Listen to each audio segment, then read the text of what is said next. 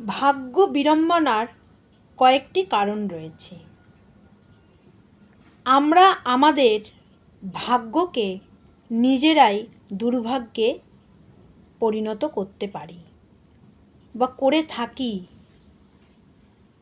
তার কয়েকটি কারণ বা কয়েকটি ঘটনা আমি আলোচনা করছি।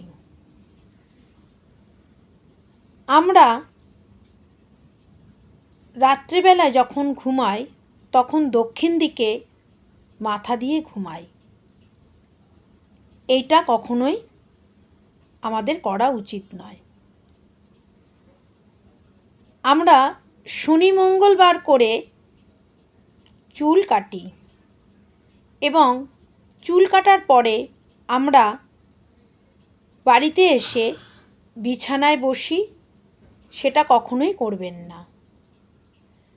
এবং আমরা মেয়েরা রাত্রেবেলায় শুতে যাওয়ার সময় চুল খুলে শুতে যাই, এটা কখনোই করবেন না।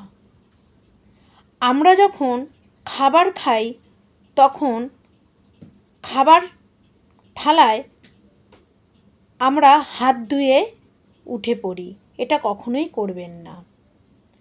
আমরা অনেক সময় পরের থেকে জামা ধার করে এনে পরি, এটা কখনোই পরবেন না। আমরা অনেক সময় বাড়ির সদর দরজায় জুতোগুলো উলটপালটভাবে এলোমেলোভাবে রেখে দিই, এটা কখনোই করবেন না। একটা জুতোর উপরে আরেকটি জুতো দিলে কখনোই আপনারা আপনাদের অর্থনৈতিক এবং আপনারা যদি কোনো অফিসে কাজ করেন তাহলে আপনাদের অফিসের বসের সঙ্গে অনেক কিছু দুর্ঘটনা ঘটতে পারে। কখনোই আপনারা জুতোর জোড়াগুলো উলটপালটভাবে একে অপরের উপরে রাখবেন না। বিশেষ করে আমাদের একটা বদ অভ্যাস আছে যে আমরা দাঁত দিয়ে নখ কাটি, এটা কখনোই করবেন না।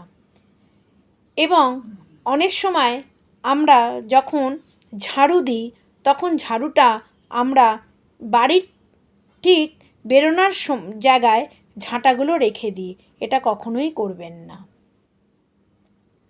আমরা অনেক সময় ঠাকুরকে খেতে দেওয়ার পরে সেই খাবার থালাটু যেটু আমরা ভোগ দিয়েছি সেই খাবারের থালাসহ ঠাকুরের সামনে রেখে দিই, এটা কখনোই করবেন না। আমরা অনেক সময় পুজো করার সময় আসনে পা দিয়ে দাঁড়িয়ে থাকি বা আসনটাকে অনেক সময় খালি অবস্থায় রেখে দিই, এটা কখনোই করবেন না। আমরা অনেক সময় রান্নাঘরে জুতো পরে আমরা রান্না করি, এটা কখনোই করবেন না। কারণ রান্নাঘরে স্বয়ং লক্ষ্মী অন্নপূর্ণার বসবাস। জুতো পরে আপনি লক্ষ্মী দেবীকে অসম্মান করছেন, সুতরাং এটা আপনারা কখনোই করবেন না। আমরা অনেক সময় স্নানের সময় ভিজে জামা কাপড় বাথরুমে রেখে চলে আসি, এটা কখনোই করবেন না। আমরা মেয়েরা চুল খুলে সিঁদুর পরি, এটা কখনোই করা উচিত না। কিছু কিছু নিয়ম যদি আমরা মেনে চলি, আমাদের গ্রহ হয়তো খারাপ হতে পারে, কিন্তু আমাদের গ্রহটাকে খারাপ করার থেকে আরও বেশি খারাপ করি হচ্ছে আমরা নিজেরাই। সুতরাং এই সমস্ত জিনিসগুলো যদি আমরা পরিত্যাগ করি তাহলে আমাদের কিছুটা হলেও ভাগ্য আমাদের সঙ্গে সাথ দেবে। নমস্কার।